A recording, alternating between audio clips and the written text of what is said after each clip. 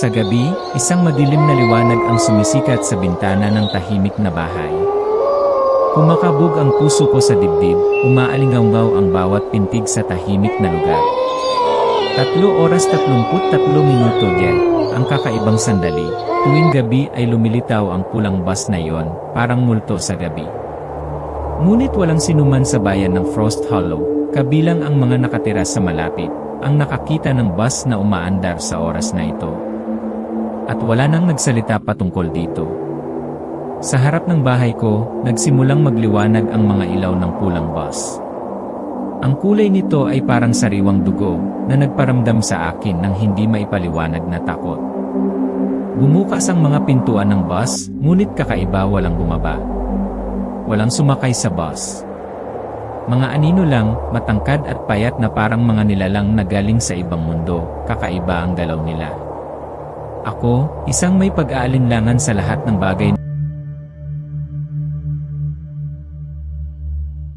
na mystical, ay hindi maiwasang maging mausisa.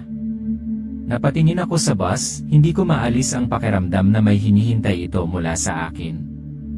Isang tanong ang bumabagabag sa akin sa mahabang gabi, ano ang nagtatago sa likod ng pintong iyon? Muli huminto ang bus, tulad ng dati. Ngayong gabi, hindi ako pwedeng tumabi at manood. Nagpasya akong isulat ang lahat. Sa isang tiyak na sandali, nagsimula akong makaramdam ng isang bagay sa hangin, isang pakiramdam na para akong nanonood ng isang pelikula na hindi ko malilimutan. Ngunit hindi ko inaasahan na ang pagtawag sa pulis ay maglalagay sa akin sa isang DMM. Walang mga boss, sabi niya. Ngunit sa aking isipan, malinaw na lumitaw ang isang pag-iisip, para akong isang alarm bell. Walang boss, ngunit paano niya malalaman? At pagkatapos, noong Sabado ng gabi, nagpasya akong lumabas, determinadong alamin ang katotohanan tungkol sa bus na iyon. Ang gabi ay napakadilim, hindi isang tunog, hindi isang hininga ng hangin. Kaya lang, lumabas ako lang at ang digital camera ko sa kamay. Ngayong gabi, hindi ko hahayaang may humarang sa akin, kahit na alam kong naglalakad ako malapit sa bingit ng takot. Eksaktong 3:33 huminto muli ang bus sa harap ng aking bahay, tanda ng isang paglalakbay na walang pagbalik. Habang nakatingin ako sa glass door, may nakita akong matataas na figura, walang mukha, walang palatandaan ng tao.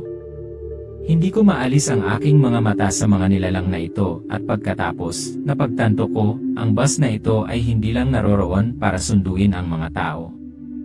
Dumarating ito upang dalhin sila sa ibang lugar, kung saan walang makakabalik.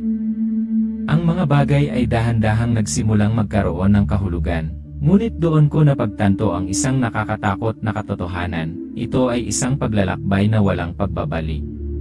Pangwakas na mensahe, sa lahat ng nakikinig sa kwentong ito, kung makikita mo ang pulang bus sa 3:33 ng umaga, huwag nang sumakay dito.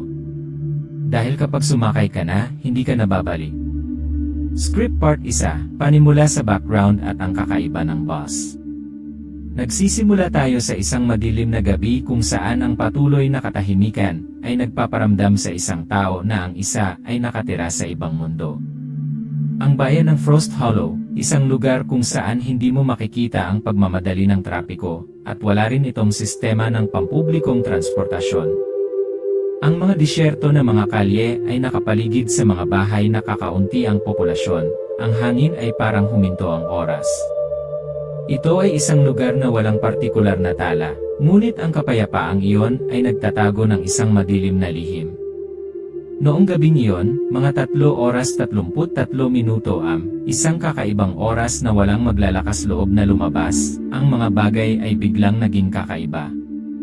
Isang kakaiba, wala sa lugar na pulang bus ang lumitaw sa paligid ng liko ng pangunahing kalsada. Ang mga kawali ng kamera sa kahabaan ng mga walang laman na kalye, mga lumang bahay na may malalalim na ilaw na sumisikat sa mga bintana. Tahimik ang kalawakan, ngunit mabigat sa pakiramdam, parang may naghihintay, isang hindi maiiwasang pagbabago. Frost Hollow, isang maliit na bayan tulad ng iba pa. Walang pampublikong transportasyon, walang bus, mga walang laman na kalye, kalat-kalat na bahay, at ang ingay ng hangin na